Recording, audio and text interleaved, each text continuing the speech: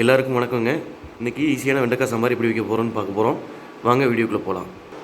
கடாயில் ஒரு பாத்திரத்தை வச்சு கொஞ்சம் போல் எண்ணெய் ஊற்றி கடுகு, உளுந்து, சீரகம், கொஞ்சம் போல் வெந்தயம் நல்லா பொரிஞ்சு வந்துருச்சு. கொஞ்சம் பொரிஞ்சு வந்தோடனே சின்ன வெங்காயம் தாளிப்பு நல்லா ஒரு வணக்கி விட்டுடலாம். அடுத்ததாக கொஞ்சம் போல் கருவேப்பிலை ஆட் பண்ணிக்கலாம்.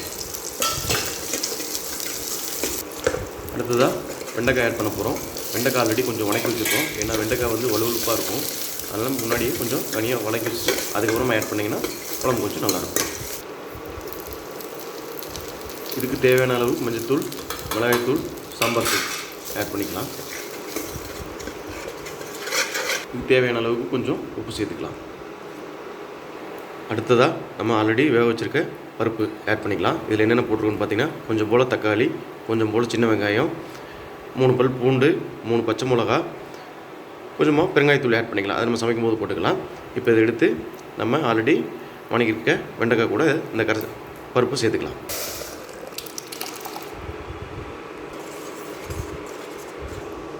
இப்போது நம்ம ஸ்டவ்வை கொஞ்சம் லோ ஃப்ளேமில் வச்சுருந்தோம். இப்போ நான் கொஞ்சம் மீடியம் ஃப்ளேமில் வச்சு நல்லா இது ஒரு 10 to 15 நிமிஷம் கொதிச்சு வரட்டும். தண்ணி மிக்ஸ் பண்ணனால கொஞ்சம் தேவையான அளவு உப்பு சேர்த்துக்கலாம். இப்போ கொஞ்சமாக பெருங்காயத்தூள் ஆட் பண்ணிக்கிறோம். பாருங்கள், குழம்பு நல்லா கொதிச்சு வர ஆரம்பிச்சிருச்சு. இந்த மாதிரி வரும்போது நம்ம கொஞ்சமாக புளிக்கரைசல் ஆட் பண்ணிக்கலாம். தேவைப்பட்டால் ஆட் பண்ணிக்கோங்க. ஏன்னா நாங்கள் நைட்டுக்கும் தோசைக்கு இதை ஆட் பண்ணுவோம். இந்த மாதிரி ஆட் பண்ணும்போது நீங்கள் 2 நாள் வச்சு கூட சாப்பிட்லாம். நல்லாயிருக்கும். எந்த வித பாதிப்பு இருக்காது. சாம்பார் எப்பவும் போல் ஃப்ரெஷ்ஷாக இருக்கும்.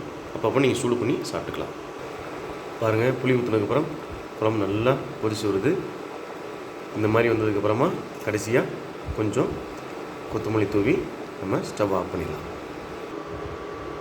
ஒரு அருமையான சாம்பார் ரெடி ஆகிடுச்சுங்க. இந்த வீடியோ உங்களுக்கு பிடிச்சிருந்தா லைக் பண்ணுங்கள், ஷேர் பண்ணுங்கள், கமெண்ட் பண்ணுங்கள். மறக்காமல் நம்ம சேனலை சப்ஸ்கிரைப் பண்ணுங்கள். நன்றி. மீண்டும் இதே போல் ஒரு நல்ல வீடியோவில் உங்களை சந்திக்கிறேன்.